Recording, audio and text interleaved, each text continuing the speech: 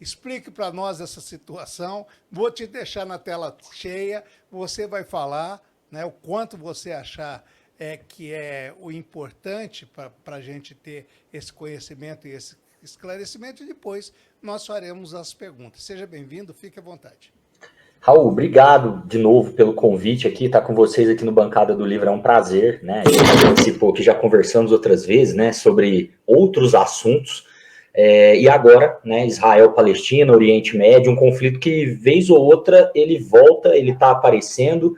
Na realidade, a gente que acompanha ali na página, né, que está de olho no cenário internacional, todo ano tem isso, né? Todo ano tem um conflito entre Israel e Palestina, normalmente no início do ano, isso costuma acontecer lá para fevereiro, março, que é quando tem o período do Ramadã, e aí você tem uma aglomeração de muçulmanos muito grande na cidade velha de Jerusalém, e nos últimos anos o conflito, que, como eu estou destacando aqui, além de não ser novo, nos últimos anos ele tem se intensificado, né? Algo que tem acontecido assim sistematicamente com bastante violência nos últimos anos. E nos últimos anos por conta dessa questão da ocupação dos espaços na esplanada das mesquitas, né? Então, os muçulmanos querem se reunir ali na região dos templos, a polícia de Israel acaba muitas vezes limitando, né? Fechando ali as entradas, os palestinos eles vão reagir, tacam pedras, paus, e aí você tem judeus ultra-ortodoxos, grupos mais extremistas do lado de Israel também, fomentando isso, né, querendo entrar na mesquita de Al-Aqsa, que é a mesquita mais importante para os palestinos. Então, nos últimos anos isso já vem acontecendo, né? Infelizmente agora, o que a gente está vendo é realmente, assim, eu estou destacando isso para deixar claro para o pessoal, assim, que a gente sabe que esse conflito não é novo, né? Eu vou falar um pouquinho mais de como isso começa lá atrás, né, nos anos 40 e até antes, mas nos últimos anos, assim, a coisa já tem estado muito quente na Palestina, né? Já muitos conflitos, muita violência, muitos palestinos presos, muitas mortes, alguns ataques terroristas em Israel também, realizados por palestinos, então a coisa já está desandada, né? O que aconteceu esse ano é que, infelizmente, nós tivemos um ponto de virada mesmo nesse conflito, uma coisa assim que foi, escalonou para algo que nunca tinha acontecido, né? Eu já venho falando isso aí há algum tempo. O que a gente está vendo agora é o maior conflito de maior intensidade da história entre israelenses e palestinos, né? A gente sabe que Israel já esteve em conflito com países árabes várias vezes, né? Guerra dos 6 Dias, Guerra do Yom Kippur, Guerra do Suez, foram várias ocasiões, né, intifadas, mas contra os palestinos especificamente, essa é a guerra de maior proporção que já aconteceu, né, porque, como eu disse, as guerras que Israel enfrentou no passado foram contra países árabes, né, então coalizões de países árabes que invadiram Israel e por aí vai. O que a gente está vendo agora é uma guerra entre o Estado de Israel, que nunca esteve tão forte como está agora, tanto do ponto de vista militar, diplomático, econômico, né? É um Estado extremamente poderoso, lutando contra, né, principalmente, os palestinos na faixa de Gaza, né? Por que eu estou falando principalmente? Porque, como você bem anotou aí, né? Você bem trouxe, melhor dizendo, aí no início. Essa guerra é contra o Hamas, essa guerra é contra os palestinos, a mídia tem trazido como se fosse contra o Hamas. Inclusive, os grupos que representam Israel no Brasil, os grupos pró-Israel, têm martelado muito nisso, têm inclusive batido lá na porta da mídia para que eles possam alterar editoriais, alterar trabalhos ali em jornais escritos para destacar isso. Olha, a guerra não é contra os palestinos, a guerra é contra o Hamas, né? Quando, na verdade, o que a gente vê é o seguinte, de fato, né, grande parte do conflito está concentrado na faixa de Gaza e grande parte do conflito é contra o Hamas. Isso é um fato. Por outro lado, palestinos na Cisjordânia também estão sofrendo, tá, todo tipo de, enfim, né, de restrição, todo tipo de violência também na Cisjordânia, né? E lembrando, né, a Palestina, na verdade, quando a gente fala Palestina, é muito mais um ente abstrato do que um país que de fato existe. A Palestina não é um país, né? Se a gente for pegar no sentido talvez mais clássico da palavra, não é um país assim bem constituído, porque primeiro que, apesar de você ter um povo, você não tem um território bem definido, né? Existem os palestinos, isso está muito claro, né? Agora, o território palestino está fragmentado entre Gaza e Cisjordânia. E essa fragmentação, nos últimos anos, ela tem se ampliado, na medida que Israel tem construído cada vez mais assentamentos no território que é reconhecido pelas Nações Unidas como território palestino, né? Então, inclusive, os Estados Unidos, né, para as pessoas aí terem bastante noção disso, os Estados Unidos condenam as construções que Israel faz de assentamentos ilegais em território palestino. Mas essa é uma política israelense que parece ser sem volta. E o atual governo Netanyahu vem expandindo isso cada vez mais. Isso, claro, né, amplia a possibilidade de conflito, porque os palestinos, como eu disse, já estão enclausurados em Gaza, que é um território controlado pelo Hamas desde 2005. Esse território ele é totalmente fechado, né, por terra, mar e ar. Tá? Você tem ali, fala-se em túneis, né, que o Hamas usa túneis ali, que eventualmente podem fazer ligações para fora do território, mas é um território que é bloqueado, né, do ponto de vista, por exemplo, de alimentos, materiais de construção, coisas básicas até. Israel bloqueia totalmente, né, as saídas para dentro de Israel, e a única saída que não está ligada com Israel, né, porque do outro lado a gente tem o mar, que a marinha israelense também está ali cercando, os palestinos não têm marinha.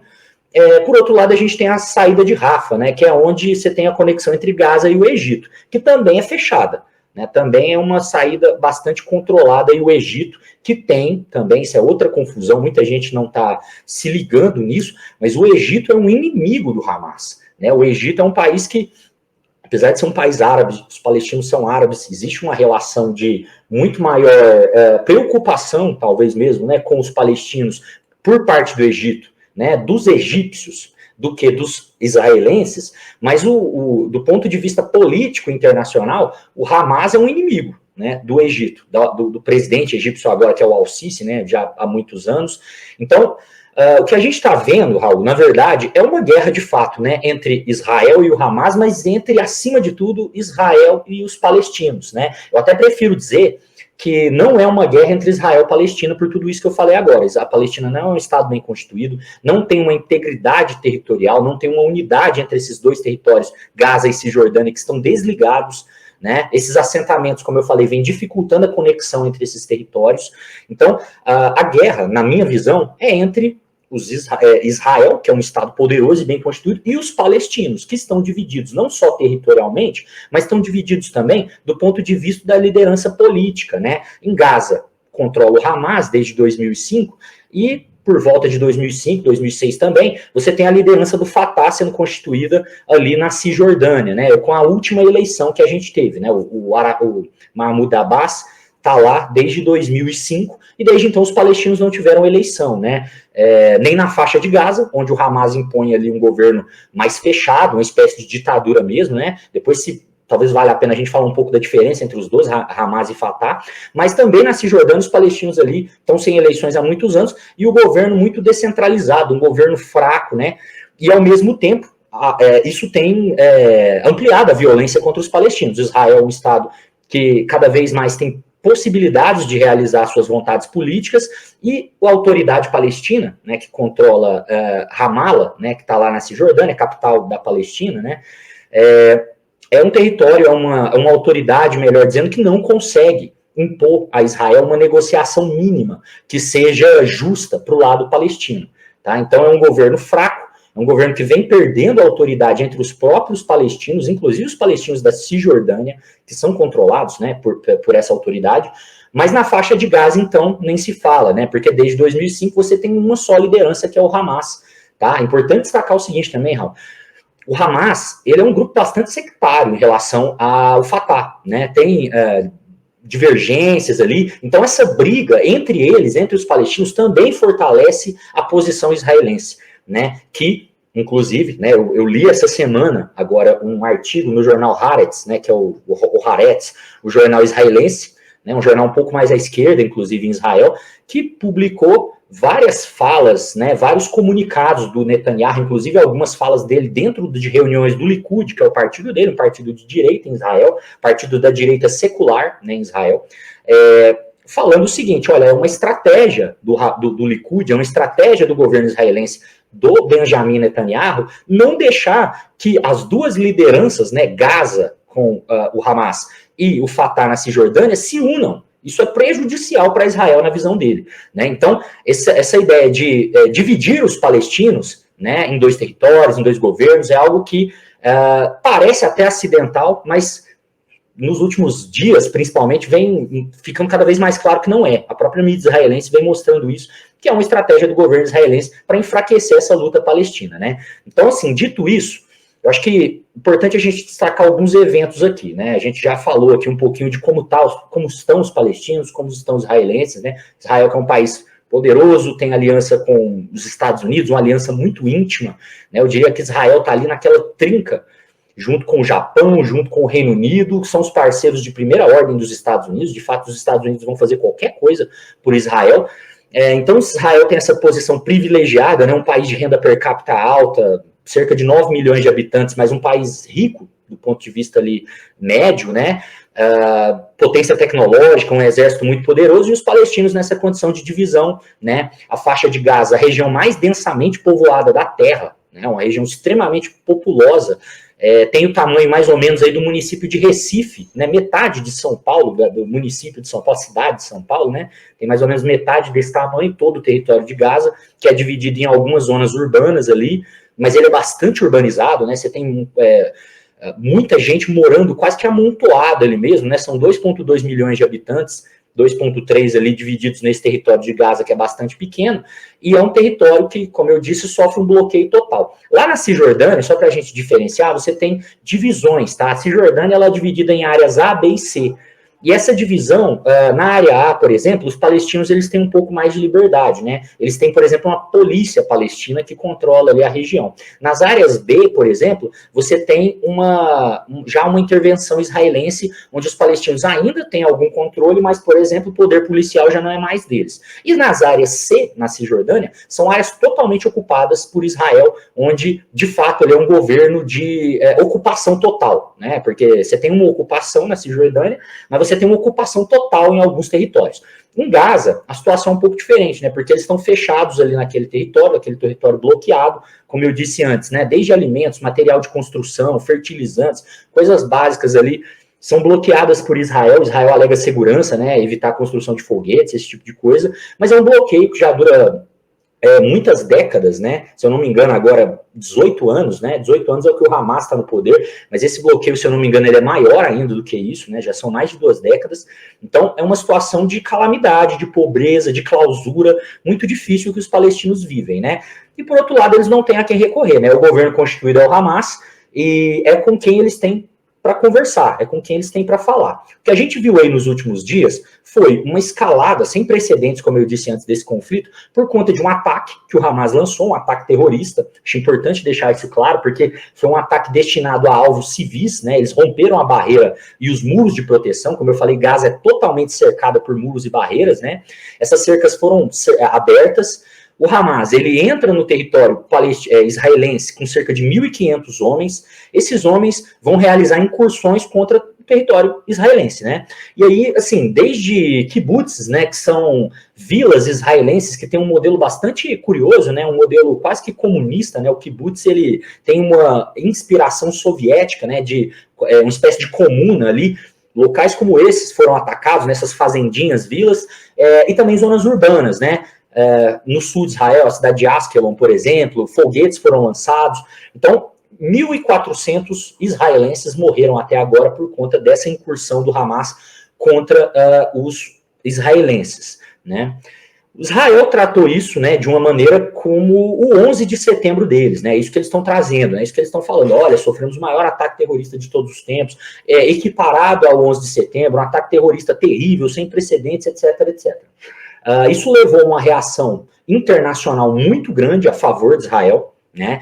Essa reação é interessante, porque apesar desse ataque, como eu disse, a gente claramente poder classificar ele como um ataque terrorista, essa reação israelense, a reação da comunidade internacional, ela quase que apagou todo o histórico dos últimos 75 anos do que os palestinos estão vivendo, né? Então, longe de mim aqui querer justificar, né, o ataque contra civis. Mas, por outro lado, o que isso proporcionou para Israel, na verdade, foi uma janela de oportunidade onde a comunidade internacional está endossando qualquer tipo de ação contra os palestinos em Gaza. Né? Por que eu falo contra os palestinos? Né? Não seria contra o Hamas? Não, porque como a gente está vendo nos números, né, quem está morrendo ali são principalmente integrantes, são civis, né? Não são integrantes do Hamas. São mulheres, são crianças, né? É importante a gente lembrar outro dado demográfico importante, que essa população palestina, mais de 50% da população palestina tem até 14 anos, são crianças, né? Porque a população não cresce, né? Eu estava vendo recente agora um palestino falar que ninguém envelhece, a gente morre antes.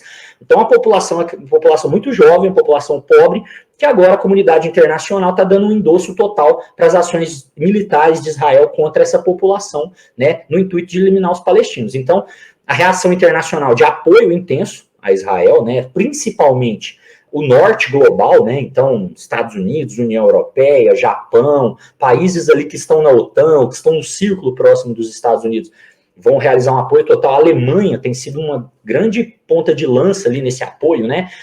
Inclusive interessante pensar que o governo do SPD, que é de esquerda, né, na Alemanha, seria centro-esquerda, o Olaf Scholz, uma figura de centro-esquerda, dando um apoio restrito, né, aos bombardeios a Gaza. E, por outro lado, a gente está tendo, então, uma reação desproporcional, né, como você mesmo falou, dos israelenses, né, contra os palestinos, né, uma reação assim que está atingindo muito mais civis, muito mais crianças, mulheres, né, nesses 15 dias agora de ataques, Raul, a gente teve aí quase 6 mil palestinos já mortos, né, cerca de metade, né, 50% seriam crianças, e uma outra boa parte ainda seriam mulheres, né, e a grande maioria, esmagadora maioria, 90% ou mais, civis, né, pessoas desarmadas que não estão ali necessariamente na luta armada ou envolvidas no conflito político. Então, essa reação internacional gerou esse espaço de abertura para Israel. O sul global, né, o Brasil, Rússia, China, alguns outros países aí importantes, vem tentando mediar essa situação, ao mesmo tempo que condenou a ação do Hamas, né? A Rússia condenou, o Brasil condenou. Ao mesmo tempo que esses países fazem isso, eles pedem uma proporcionalidade, uma mediação, principalmente um cessar-fogo e a oportunidade de conversar sobre isso, né? Então, Israel, como resposta a esse ataque que o Hamas realizou, com cerca de 1.500 homens, a maioria desses homens foi morto, né? Eles foram mortos, a maioria deles. Na prática, Raul, foi uma espécie de missão suicida, tal. O que se fala hoje é isso, é que eles sabiam que iriam morrer entrando ali no território israelense, né? E a maioria morreu mesmo, uma pequena parte voltou para Gaza, inclusive sequestrando cerca de 220 israelenses aí que ainda estão sob custódia do Hamas, né? Então, o que a gente tem é isso, uma reação bastante furiosa, desproporcional. Gaza tem sido totalmente bombardeada, como eu falei, praticamente não tem para onde as pessoas fugirem, né? Inclusive Israel está usando até mísseis bunker buster, né? Fura bunker. As pessoas embaixo da terra, no bunker, eles não estão protegidos, porque os mísseis chegam lá, foram 5, 6 metros de concreto e explodem lá embaixo. Então, praticamente não tem para onde correr, né? Os danos colaterais, entre aspas, né? Assim, bem entre aspas, são muito grandes. Enfim, tudo isso está acontecendo nos últimos dias, e como eu falei, eu acho que a gente está vendo a maior crise humanitária da história da Palestina. Nos últimos dias eu tenho pensado sobre isso, né? Como os israelenses, os judeus, melhor dizendo, eles foram um povo muito martirizado, né? No início do século XX, durante o século XIX, a gente sabe da perseguição histórica que eles sofreram na Idade Média, Igreja Católica e por aí vai. Mas como esses dois povos, né, e os palestinos, por outro lado, eles são o povo mais martirizado da segunda metade do século XX, né, o Nakba, né, essa construção de Israel, a revelia do interesse palestino, e depois, a sequência disso, né, a coisa só foi piorando para ele. Eu acho que, para finalizar esse primeiro momento aqui, porque eu acho que talvez o que seja mais interessante da gente explicar nesse primeiro momento é que, como eu disse, é um ataque sem precedentes de Israel contra os palestinos. Por outro lado, é um ataque terrorista também sem precedentes que o Hamas realiza contra os israelenses. Nos últimos anos a gente tem visto escaramuças, né, lançamentos de foguetes. Interessante também trazer esse dado, Raul. Os últimos anos foram marcados por algumas operações militares de Israel contra os palestinos, e sempre num número de mortes muito desproporcional para o lado dos palestinos, né? Então, por exemplo, em 2022, o ano passado, né, nós tivemos já uma escaramuça grande, com foguetes sendo lançados, etc., e sempre aquela coisa, né? 10, 15 mortes para o lado israelense e 500, 1.000, 2.000 mortes para o lado palestino. Uma coisa muito desproporcional, um conflito muito assimétrico, né? Então, dessa vez agora, a gente está vendo, de fato, um conflito atingir uma escala nunca antes vista, e que envolve outros atores, né? Envolve a comunidade internacional, a própria Jihad Islâmica, que é um grupo que está dentro de Gaza também, é um grupo parceiro ali do Hamas, né, também realizou operações, a questão da explosão no hospital, aquela polêmica toda. Eles estão falando que foram os palestinos, acho muito difícil de acreditar, a gente pode conversar disso depois, mas acho realmente muito difícil de acreditar. Israel tem bombardeado hospitais, tem bombardeado escolas, tem bombardeado campos de refugiados, tem bombardeado, inclusive, escritórios ali, locais onde você sabe que tem jornalistas, né, inclusive funcionários da ONU. Então a questão é essa, assim, Israel, o bombardeio é deliberado, né, por conta dessa janela de oportunidade que a comunidade internacional está oferecendo para que eles possam eliminar o Hamas, né? Então, acho que um pouco do cenário geral é esse, né, uma crise humanitária terrível e que os palestinos, eles estão muito perdidos, né, você não tem um apoio internacional, que eu não sei se isso era o que o Hamas queria, né, Raul? Talvez chamar um levante árabe, talvez chamar ali mais a Arábia Saudita. Houve uma reação dos países árabes, mas uma reação muito fraca, né? Eu acho que o próprio ataque do Hamas tem a ver com essa aproximação dos países árabes com Israel, né? Os últimos anos, aí no ano de 2020, nós tivemos talvez o último grande checkpoint, assim, das relações internacionais, além da aproximação Irã-Arábia Saudita, que foi agora, né? Nós tivemos um ponto importante, que foram os acordos de Abraão, né? Quando alguns países árabes, né, algumas monarquias do Golfo, notadamente ali os Emirados Árabes Unidos, o Bahrein, depois o Marrocos, né, um país lá já da África, mas tem essa influência islâmica árabe, e o Sudão, que é um país muito anti-Israel, todos esses países vão fechar o acordo de Abraão, que é um acordo de reconhecimento de Israel, né, de normalização com Israel, e a gente vinha vendo aí a Arábia Saudita cada vez mais próxima e acenando para Israel. Essa situação toda levou a um afastamento, né, da Arábia Saudita, mas de forma alguma levou a uma entrada dos países árabes no conflito, com exceção do Hezbollah lá no Líbano, né? Então, os palestinos bastante perdidos, situação muito pessimista para eles, Israel com quase uma carta branca da comunidade internacional, e o que a gente está vendo é uma catástrofe humanitária sem precedentes, né?